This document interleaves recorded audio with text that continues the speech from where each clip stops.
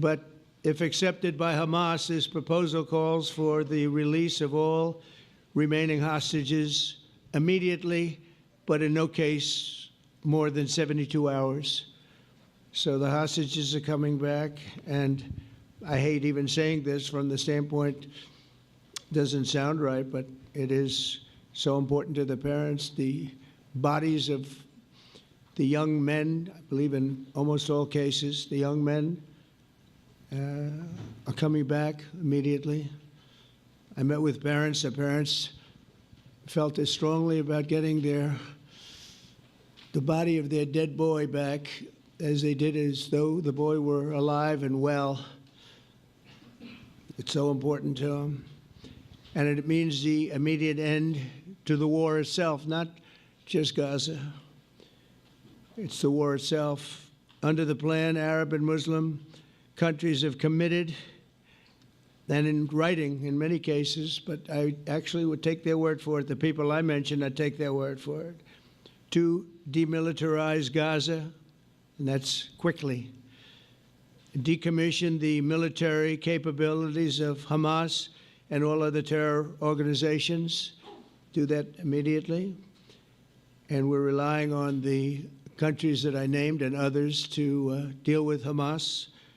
And I'm hearing that Hamas wants to get this done too, and that's a good thing. And destroy all terror infrastructure, including the tunnels, weapons, production facilities. They have a lot of production facilities that we're destroying. They'll also help train local police forces in the areas that we're discussing right now, in particular in and around Gaza, working with the new transitional authority in Gaza. All parties will agree on a timeline for Israeli forces to withdraw in phases. They'll be withdrawing in phases. No more shooting, hopefully. As progress is made toward achieving these goals, Arab and Muslim nations need to be allowed the chance to fulfill these commitments of dealing with Hamas. They have to deal with them because they were the one group that we have not dealt with. I haven't dealt with them. But the Arab countries are going to, and Muslim countries are going to be dealing with Hamas, and I believe they've already been there. I think they probably have an understanding, and they haven't maybe mentioned that, but I would imagine they do. Otherwise, they wouldn't have gone as far as they've gone. If they're unable to do so, then Israel would have the absolute right and actually our full backing, the U.S. full backing. Marco's here, and a lot of our leaders are here, our great Vice President, Susie Wiles, Steve Witkoff, Jared Kushner. They've been so involved in this process. I don't think anybody else could have done it or even come close, but it's we're right there. We're right there. First time in thousands of years, I think you can probably say, if you really look into it, if you study back, if you're a scholar, you would say thousands of years. Israel would have my full backing to finish the job of destroying the threat of Hamas. But I hope that we're going to have a deal for peace. And if Hamas rejects the deal, which is always possible, they're the only one left. Everyone else has accepted it. But I have a feeling that we're going to have a positive answer. But if not, as you know, Bibi, you'd have our full backing to do what you would have to do. Everyone understands that the ultimate result must be the elimination of any danger posed in the region, and that danger is caused by Hamas. The tyranny of terror has to end, and this is, again, something that we're looking for. This is eternity. This is for forever. To ensure the success of this effort, my plan calls for the creation of a new international oversight body, the Board of Peace, we call it, the Board of Peace, sort of a beautiful name, the Board of Peace, which will be headed, not at my request, believe me, I'm very busy, but we have to make sure this works. The leaders of the Arab world and Israel and everybody involved asked me to do this, so it would be headed by a gentleman known as President Donald J. Trump of the United States. That's what I want, is some extra work to do, but it's so important that I'm willing to do it, and we'll do it right, and we're going to put leaders from other countries on, and leaders that are very distinguished leaders, and we'll have a board, and one of the people that wants to be on the board is the UK former Prime Minister, Tony Blair, good man, very good man, and some others, and they'll be named over the next few days, and it'll be quite the board. Working, everybody wants to be on it now. I don't know if that had anything to do. They named me and everybody else wanted to be on it. I guess they figure, well, he's a soft touch. He'll be easy to deal with. Working with the World Bank and others, it will be responsible for recruiting and training a new government that will be made up of Palestinians along with highly qualified experts from all around the world. Hamas and other terrorist factions will play no role in the board, but they'll play no role in the governance of Gaza at all, directly or indirectly. As you know, thousands of Hamas leaders have been killed and soldiers have been killed. And we can never forget October 7th, but thousands have paid the price for that. And now it's time to get our hostages back and get back to trying to build something that's really great and very important. In our meeting today, Prime Minister Netanyahu was very clear about his opposition to a Palestinian state. And he continuously mentions October 7th, and I understand that. Most people do. And I understand and respect his position on many things, but what he's doing today is so good for Israel. I notice that they have large crowds gathering in Israel all the time, and they have my name up. They like me for whatever reason, Bibi, I don't know, but they do like me. But they say two things: please get the hostages back and please end the war. They've had it. It's had it. So I think it's a very popular thing you do, because he's a warrior. He doesn't know about getting back to a normal way of life, but he is a warrior, and Israel's lucky to have him.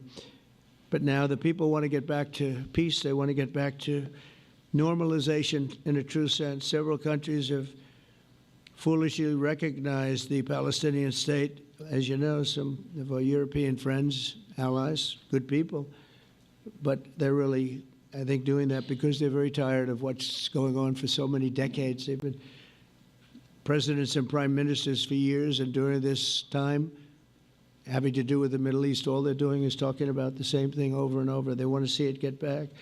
And nobody wants that more than me, or I believe Bibi too.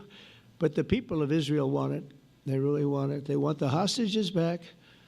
That includes the probably 32 bodies that we're talking about, 20 people that are living, 32 or so people that are dead, and they want to have peace.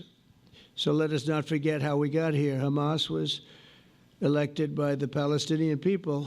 Israel withdrew from Gaza thinking they would live in peace. Remember that a long time ago? They withdrew. They said, you take it. This is our contribution to peace. But that didn't work out. That didn't work out. It was the opposite of peace. They pulled away. They let them have it. And I never forgot that, because I said, that doesn't sound like a good deal to me. As a real estate person, I mean, they gave up the ocean, right? Ron, they gave up the ocean. They said, who would do this deal? And it still didn't work out. They were very generous, actually. And they gave up the most magnificent piece of land in many ways in the Middle East. And they said, all we want to do now is have peace. And that request was not honored. Instead of building a better life for the Palestinians, Hamas diverted resources to build over 400 miles of tunnels and terror infrastructure, rocket production facilities, and hid their military command posts and launch sites in hospitals, schools, and mosques. So if you went after them, you'd be after them, and you wouldn't even realize you ended up knocking out a hospital or school or a mosque. That terrible thing, terrible, terrible way to have to fight. No fight is good, but that's a real bad one. So there are many Palestinians who wish to live in peace. Many. I've seen so many of them. and they have support. And I challenge the Palestinians to take responsibility for their destiny, because that's what we're giving them. We're giving them responsibility for their destiny, fully condemn and prohibit terrorism and earn their way to a brighter future. They don't want the life that they've had. They've had a rough life with Hamas. If the Palestinian Authority does not complete the reforms that I laid out in my vision for peace in 2020, they'll have only themselves to blame. We're giving them an amazing footprint, and they have amazing support from the leaders of the Arab world and the Muslim world, the great leaders. These are great leaders. These are unbelievable leaders that have built great countries and very wealthy countries. What the future holds for the Palestinians, no one really knows, but the plan that we put forward today is focused on ending the war immediately, getting all of our hostages back, getting everything back. Hard to believe when you even say it, and creating conditions for durable Israeli security and Palestinian success. Israeli security is going to be involved. We're going to help you. We'll be there with you in terms of helping with security. We want to make sure it works. We just want to make sure it works. There shouldn't be a shot fired. Now, there will be, I guess, because that's the way it seems to be, but there shouldn't have to be within a few days. There shouldn't have to be a shot fired. And maybe for eternity. Wouldn't that be nice? I hope it's true.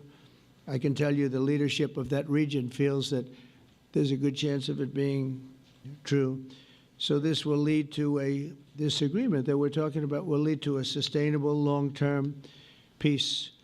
No president in history has been a greater friend of the state of Israel than I have, in addition to negotiating the Abraham Accords. I like to say it that way because the real people, that's what they call Abraham.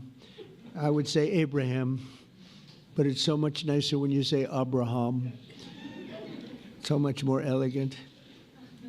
But the Abraham Accords, they're amazing. Jared, you did that along with your group of geniuses, and nobody thought that could be done. We have 4 countries, and Sleepy Joe Biden didn't do a thing. He didn't even know what the hell they were. He should have had them filled up. But I think this will also lead to packing them.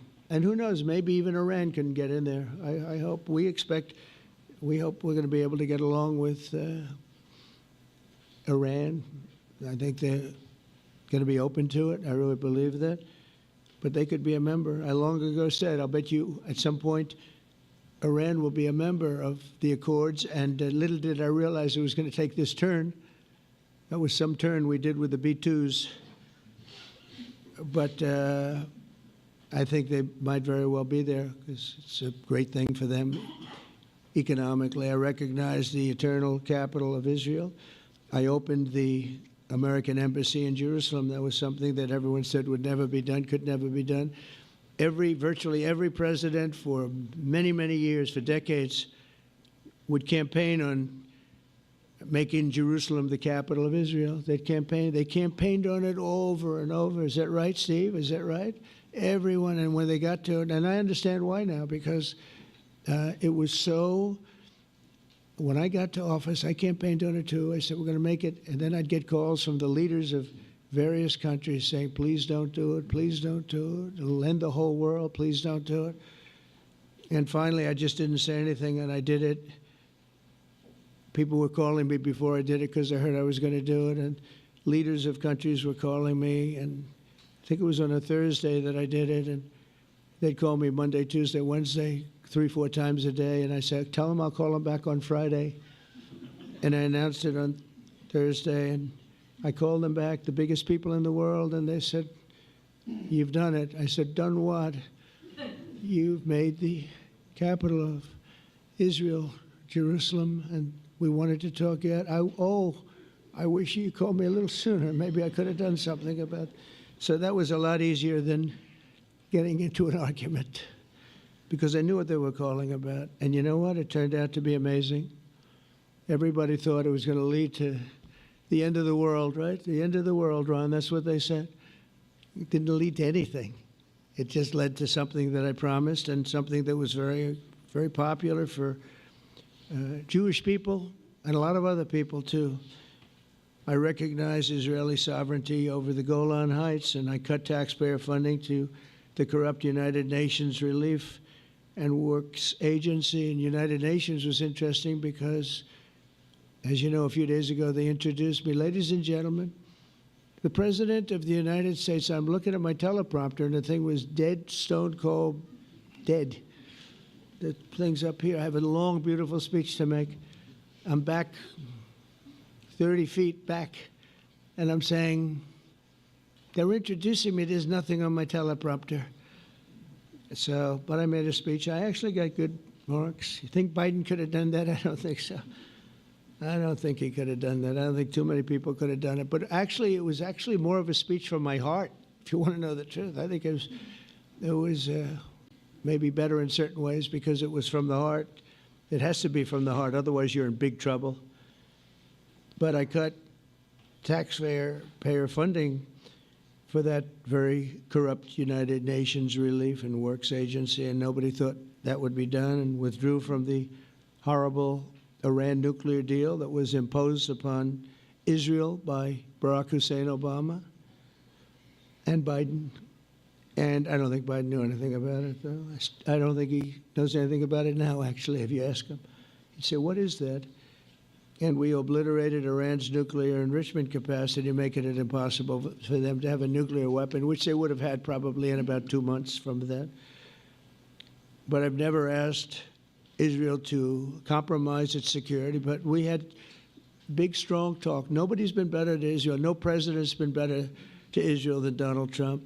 But we had a long, strong talk, Bibi and I, and he understands it's time. It's time. History has shown. And the people of Israel want it. And the people of the Middle East want it. The people of enemies of Israel want it. But they don't have really too many enemies right now. And you know what? Many countries have gained great respect for Israel, for the way they fight, for the job they do, including me. I had respect anyway, but they gained respect. History has shown us that those who have relations with Israel have thrived, while those who have devoted resources and attention toward the destruction and even annihilation of Israel have languished. They haven't done well. Israel is not going anywhere. They're going to coexist with other people and countries in the region, from Syria to Lebanon to Saudi Arabia.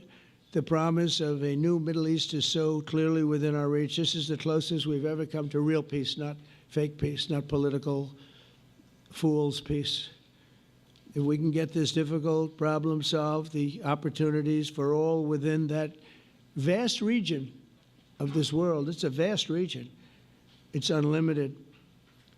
The Abraham Accords show that all countries are better off when they communicate and work together and embrace new opportunities. I hope Jared and Steve and Susie and Marco and JD, we have great people. I hope you guys are going to work very hard to get these other countries in, because now they have no excuse. There's no longer an excuse. They were somewhere hesitant. And I tell you, the 4 countries that went in, I give them tremendous credit, and it's worked out incredibly well for them.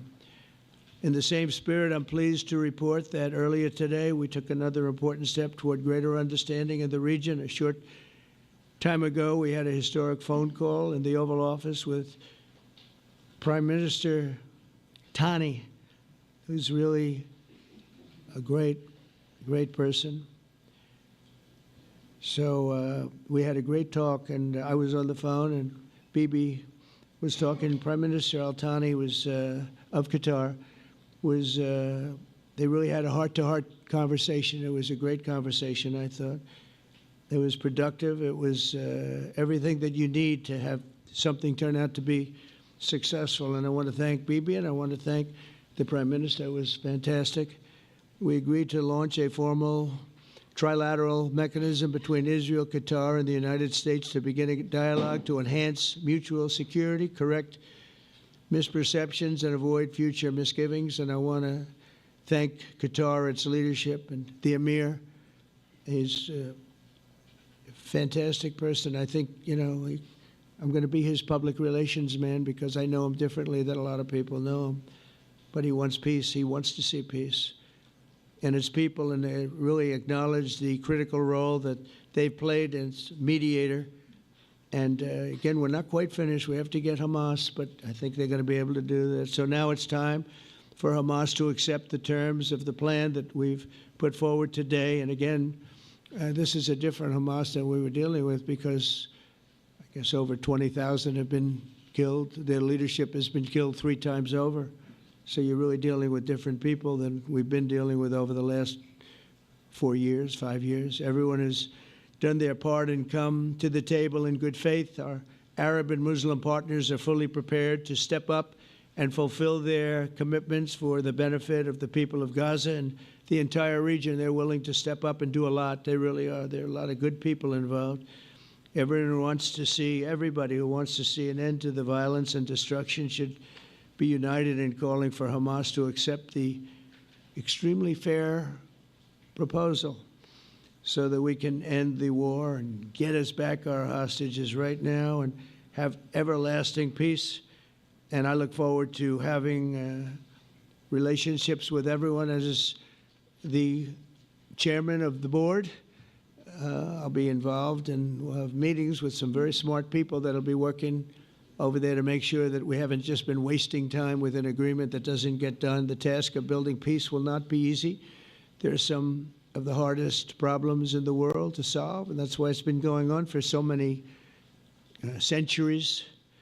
But too many lives are at stake not to try, and this was more than a try. I mean, I think this is something that gets done when you have virtually every country, and these are powerful, powerful countries that have a lot of money, and the money can make things happen.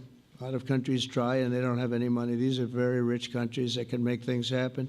So together we'll forge a much safer and more hopeful future for everybody, including Israel. And I want to thank Prime Minister Netanyahu for his partnership. And I want to thank all of the leaders, the kings and the emirs and the presidents and prime ministers, people I mentioned. And they've been absolutely fantastic to work with. And it's just happened very quickly. It's happened from a couple of weeks before I had a couple of meetings, but a couple of weeks before we went to the United Nations, and we had some incredible meetings. It all came to place. It all took place, and everybody wanted to be a part of it. I don't have anybody that's saying we don't want anything to do with it. It's just the opposite. And I'll tell you, a couple of years ago, a year ago, I don't think we would have had this kind of participation, Mr. VP, right? I don't think we would have had. It's been amazing. The participation was 100%. Everybody wants to be a part of it. And everybody, those very strong countries, everybody wants it to work. So, Bibi, congratulations on this. I think this will be your crowning achievement, frankly. If this all works out, we think it will. It's going to be your crowning achievement. And I want to thank you very much for being here. Thank you. Please. Thank you. Thank you. Mr. President, first I want to thank you for graciously hosting me once again in the White House. And second, I want to thank you for your friendship and for your leadership. From Jerusalem to Tehran, from the Golan Heights to Gaza, you've proven time and again what I've said many times. You are the greatest friend that Israel has ever had in the White House. And Mr. President, you and I both know it's not even close. While you focus at home on making America great again, your leadership abroad is changing the world for the better, ending wars and advancing peace. I believe that today we're taking a critical step towards both ending the war in Gaza and setting the stage for dramatically advancing peace in the Middle East, and I think beyond the Middle East, in very important Muslim countries. I support your plan to end the war in Gaza, which achieves our war aims. It will bring back to Israel all our hostages, dismantle Hamas's military capabilities, end its political rule, and ensure that Gaza never again poses a threat to Israel. We would not have achieved this turning point without the courage and sacrifice of our incredibly brave soldiers. They fight like lions to defend the people of Israel, and they serve on the front line in the war between civilization and barbarism. Mr. President, when our two countries stand shoulder to shoulder, we achieve the impossible. Just a few months ago, in Operation Rising Lion and Operation Midnight Hammer, we struck a decisive blow against Iran's nuclear and ballistic missile program. Your bold decision to send those B-2s made the region safer and the world safer. Now, under your leadership, we're taking the next step to win the war and expand the peace. Your plan is consistent with the 5 principles my government set for the end of the war and the day after Hamas. Everybody asks, what is your plan for the day after Hamas? Here's our plan. Passed it in the cabinet. All our hostages, both those who are alive and those who died, all of them will return home immediately. Hamas will be disarmed. Gaza will be demilitarized. Israel will retain security responsibility, including a security perimeter for the foreseeable future. And lastly, Gaza will have a peaceful civilian administration that is run neither by Hamas nor by the Palestinian Authority. If Hamas agrees to your plan, Mr. President, the first step will be a modest withdrawal, followed by the release of all our hostages within 72 hours. The next step will be the establishment of an international body charged with fully disarming Hamas and demilitarizing Gaza. I appreciate your willingness to lead the body, Mr. President. I really appreciate it because you have a lot of things to do, and this is important. And it reflects the confidence that this will give everyone, that things will be followed up on all the commitments made. The fact that you're taking this on, I think, helps a lot to make sure that everything flows in the direction that we want. Now, if this international body succeeds, we will have permanently ended the war. Israel will conduct further withdrawals linked to the extent of disarmament and demilitarization, but will remain in the security perimeter for the foreseeable future. I think we should understand that we're giving everybody a chance to have this done peacefully, something that will achieve all our war objectives without any further bloodshed. But if Hamas rejects your plan, Mr. President, or if they supposedly accept it and then basically do everything to counter it, then Israel will finish the job by itself. This can be done the easy way, or it can be done the hard way, but it will be done. We prefer the easy way, but it has to be done. All these goals must be achieved because we didn't fight this horrible fight, sacrifice the finest of our young men to have Hamas stay in Gaza and threaten us again and again and again with these horrific massacres. Mr. President, I was encouraged by your clear statement at the UN against the recognition of a Palestinian state. That would be an outcome that, after October 7th, would reward terrorism, undermine security, and endanger Israel's very existence. As for the Palestinian Authority, I appreciate your firm position that the PA could have no role whatsoever in Gaza without undergoing a radical and genuine transformation. In your 2020 peace plan, which you mentioned just now, you made clear what that transformation requires. It's not lip service. It's not checking a box. It's a fundamental, genuine, and enduring transformation.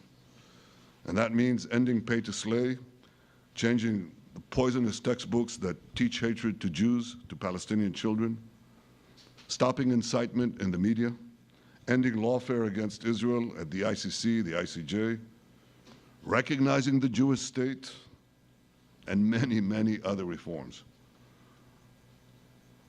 It won't come as a surprise to you that the vast majority of Israelis have no faith that the PA Leopard will change its spots.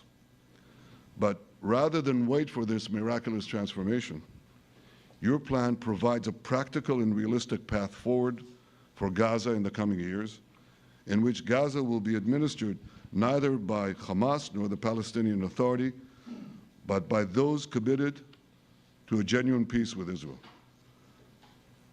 I think this can be not only a new beginning for Gaza, I think it can be a new beginning for the entire region. Under your leadership, we can re-energize, well, I've got to contribute my own, we can re-energize the Abraham Accords. That's what it's called in the original Hebrew, Abraham. Abraham is fine, Abraham, however you want to call it. Under your leadership, Mr. President, we can re-energize the Abraham Accords that we forged 5 years ago. We can expand them to many more Arab and Muslim nations that choose moderation over extremism. I think there's an opportunity here. It's not going to be easy, it's tough going, but I think if we succeed, you're absolutely right.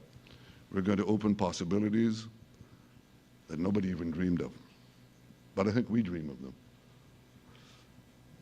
As you've told me, Mr. President, and you've told the world many, many times, you said, remember October 7th. Remember October 7th. And we do. We will never forget the horrors of October 7th, and we will do whatever is necessary to make sure they don't happen again. Since October 7th, Israel's enemies have learned a hard truth. Those who attack us pay a heavy price, but those who partner with us advance progress and security for their peoples. President Trump just said it. It's also in the Bible. It says, those who will bless you will be blessed, and those who will curse you will be cursed. And that's actually what is happening. We want the blessings. I think we've done a lot in the past 2 years to end the curse. We're not finished, but we've done a lot. And we've done a lot together to end the curse. I want to thank your entire team for their efforts to get to this point. I especially want to thank Steve Witkoff and Jared Kushner for their indefatigable work to bring Israel and Arab states in the region closer together. I am deeply grateful to both of them for their work. We had a phone call today just to make it clear. I said to the Prime Minister of Qatar, Israel was targeting terrorists, wasn't targeting Qatar. And of course, we regretted the loss of the Qatari citizen. It wasn't our target.